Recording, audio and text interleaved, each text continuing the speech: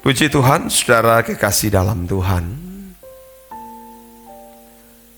Ternyata saudara sekalian, keadaan-keadaan yang sulit yang dialami orang percaya itu dimaksudkan untuk mendewasakan orang-orang percaya atau pengikut-pengikut Tuhan Yesus, saudara. Karena keadaan-keadaan sulit yang dikemukakan oleh Rasul Paulus dalam Roma pasal 8 ayat 35 sampai ayat 36 itu antara lain penindasan kesesakan, penganiayaan, kelaparan atau ketelanjangan, bahaya pedang, bahaya maut sepanjang hari, dan dianggap sebagai domba-domba sembelian. Ini ternyata dipakai Tuhan untuk mendewasakan baik Rasul Paulus sendiri maupun pengikut-pengikut Kristus yang lain. Di tengah-tengah penindasan kesesakan, tentu zaman pemerintahan Roma pada waktu itu berkuasa. Benar-benar orang-orang Kristen, saudara, mengalami peristiwa ini. Penindasan, kesesakan, penganiayaan, kelaparan, ketelanjangan, bahaya pedang, bahaya maut sepanjang hari, bahkan dianggap sebagai domba-domba sembelian. Inilah yang menjadi cara Allah untuk mendewasakan. Hal-hal ini justru menunjukkan bahwa mereka adalah orang-orang yang menang. Bukan menang dari olahraga, menang karena mengikuti pertandingan olahraga atau yang lain. Tapi justru ketika mereka menghadapi keadaan-keadaan di mana mereka sedang didewasakan Tuhan, mereka berkata, kami adalah orang-orang menang. Ini perkataan Paulus, kamu lebih daripada pemenang. Itu orang-orang Kristen yang menghadapi keadaan-keadaan sukar, sedang mengalami penderitaan aniaya begitu hebat. Kadang kalimat lebih daripada pemenang ini itu diselewengkan, dikenakan kepada orang yang tidak sedang masuk di dalam pendewasaan atau sedang tidak masuk di dalam perlombaan yang diwajibkan Allah, yaitu mengambil bagian di dalam kekudusan Allah. Katakan di samping kiri kananmu, kamu lebih daripada pemenang. Tidak jelas dan abstrak, tidak mengerti menang dari apa. Tapi dengan mudah, misalnya worship leader demi menyemangati jemaat supaya antusias beribadah atau memuji Tuhan, katakan di samping kiri kananmu, kamu lebih daripada pemenang. Padahal tidak masuk pada proyek keselamatan. Tidak jelas. Ayat ini dikenakan kepada jemaat Roma, di mana mereka sedang menghadapi keadaan-keadaan sulit.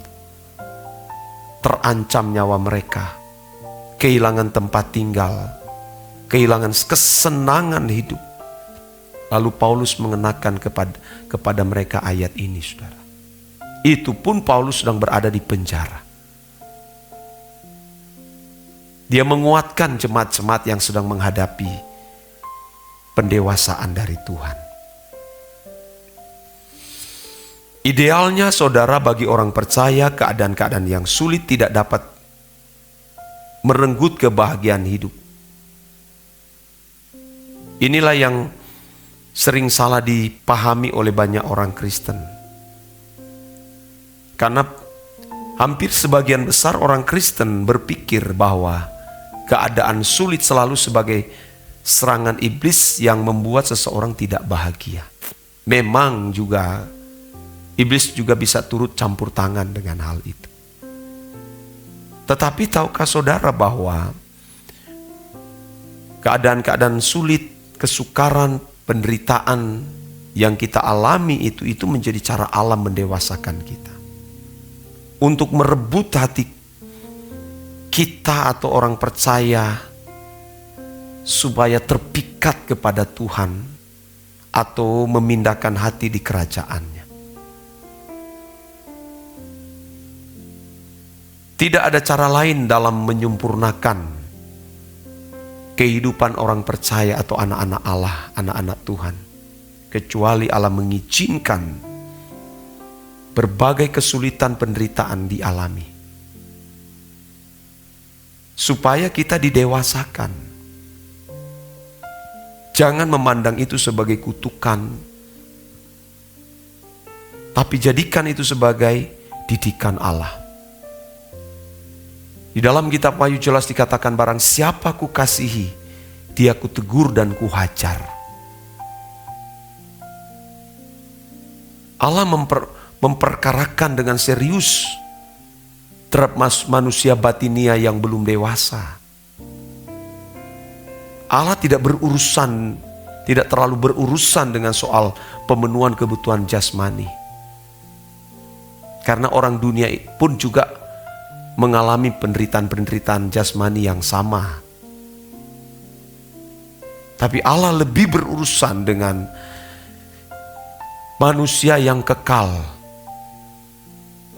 Maka tidak ada cara lain bagaimana Allah mendewasakan kita. Sama seperti yang saya mention di doa pagi kemarin ya.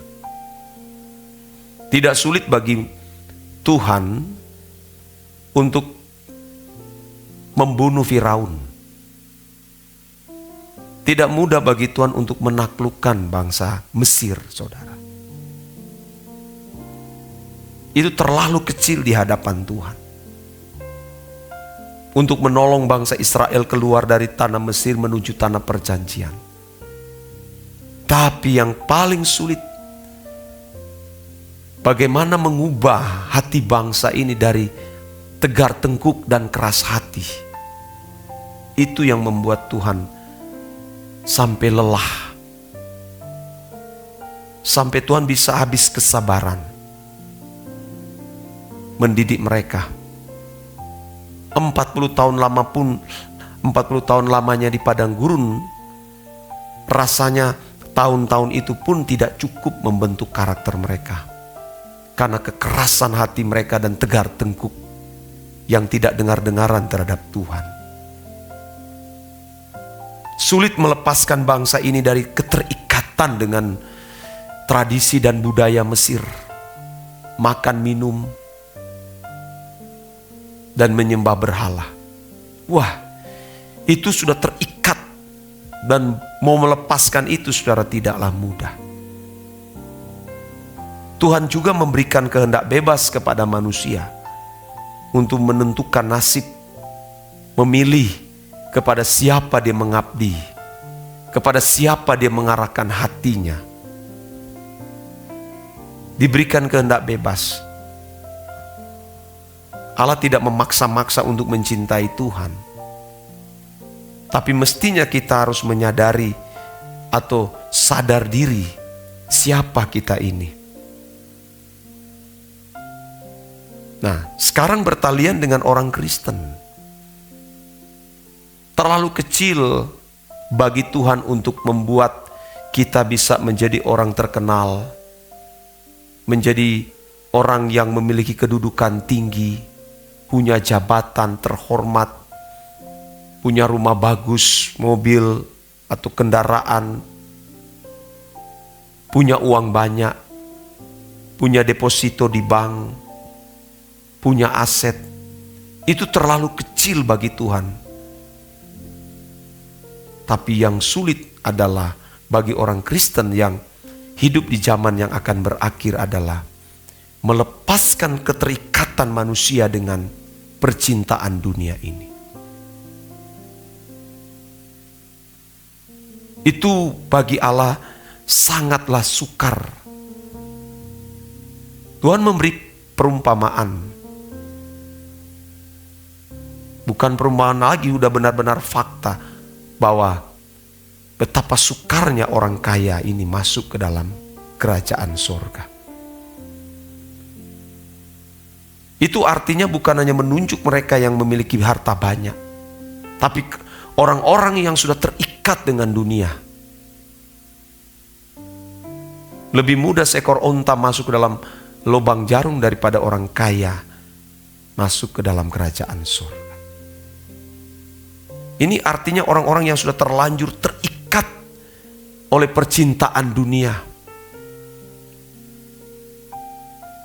Mereka telah diperkaya dengan sesuatu yang salah, yang dipandang itu sebagai nilai terbaik di dalam hidup mereka. Ketika Tuhan berkata kepada orang rohaniwan ini yang datang kepada Tuhan, perbuatan apa yang aku harus lakukan? Ada tafsiran yang mengatakan bahwa itu adalah Paulus. Tapi saya mengatakan sih kira-kira tidaklah demikian. Itu hanya tafsiran. Itu orang kaya, pemeluk agama Yahudi, Yudaism. Dia datang kepada Tuhan. Pada Tuhan Yesus, apa yang aku harus lakukan supaya aku bisa memiliki kerajaan Allah? Dan sempurna Yesus berkata, yang kalimat-kalimat terakhir, kalau kamu hendak sempurna, jualah segala harta milikmu, bagi kepada orang miskin, lalu datang kemari dan ikutlah aku. Dia tidak bisa melakukan itu, dia pergi dengan sedih hati, karena sudah terlanjur terikat, sudah terbelenggu dengan kekayaan yang palsu, yang tidak memiliki jaminan hidup dan pengharapan di dunia yang akan datang. Padahal kekayaan kita yaitu kemuliaan di dalam Yesus Kristus yang akan kita peroleh mestinya sudah dari sekarang ini sampai nanti di kerajaan Bapa. Iblis telah berhasil membelenggu dengan kekayaan yang palsu, dengan tipuan-tipuan, dengan kelicikannya, seperti yang dia tawarkan kepada Tuhan Yesus saat di padang gurun, dan memperlihatkan sebuah kota besar Yerusalem yang megah pada zaman itu. Kalau engkau menyembah kepadaku, kuberikan dunia ini kepadamu. Iblis menawarkan kekayaan yang palsu supaya manusia terikat,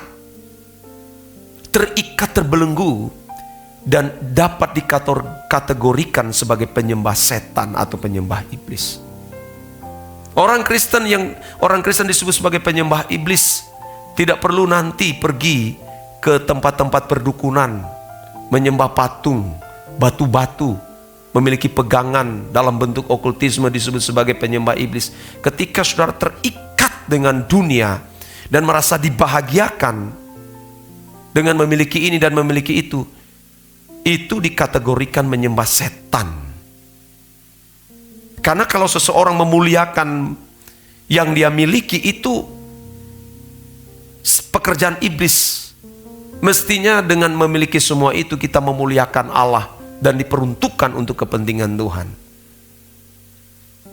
Saudara harus berubah. Hidup kita makin hari makin singkat, saudaraku. Jangan sampai terlambat seperti istri Lot terlambat. Kebiasaan menunda untuk melepaskan semua itu.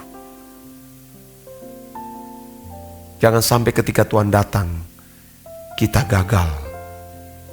Memiliki kekayaan, yaitu Tuhan Yesus itu sendiri sebagai kemuliaan kita. Ini menjadi pesan Tuhan bagi kita sekalian. Ya, kiranya apa yang saya sampaikan ini benar-benar mengubah kita. Ini menjadi pesan Tuhan bagi kita